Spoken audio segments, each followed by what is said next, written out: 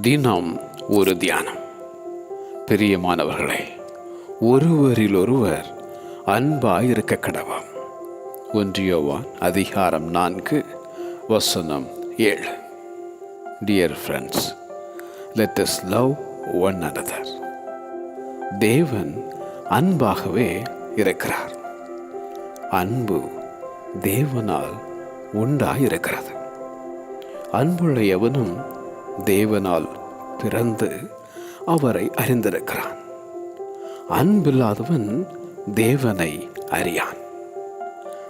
நாம் தேவனிடத்தில் அன்பு கூர்ந்ததினால் அல்ல, அவர் நம்மிடத்தில் அன்பு கூர்ந்து நம்முடைய பாவங்களை நிவர்த்தி செய்கிற கிருபாதார வழியாக தம்முடைய குமாரனை அனுப்பினதால் அன்பு உண்டாயிருக்கிறது.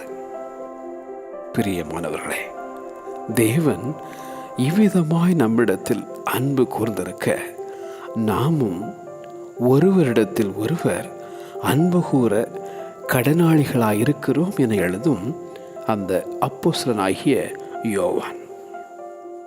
நாம் ஒருவரிடத்தில் ஒருவர் அன்பு கூர்ந்தால் தேவன் நமக்குள் நிலைத்திருக்கிறார். அவருடைய அன்பும் நமக்குள் பூரணப்படும். தேவனிடத்தில் அன்பு கூறுகிறவன் தன் சகோதரனிடத்திலும் அன்பு கூற வேண்டும்.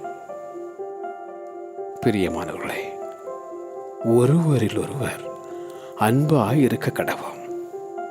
பிரியமானவர்களே, ஒருவரில் ஒருவர் அன்பாய் இருக்க கடவோம். ஆமென்.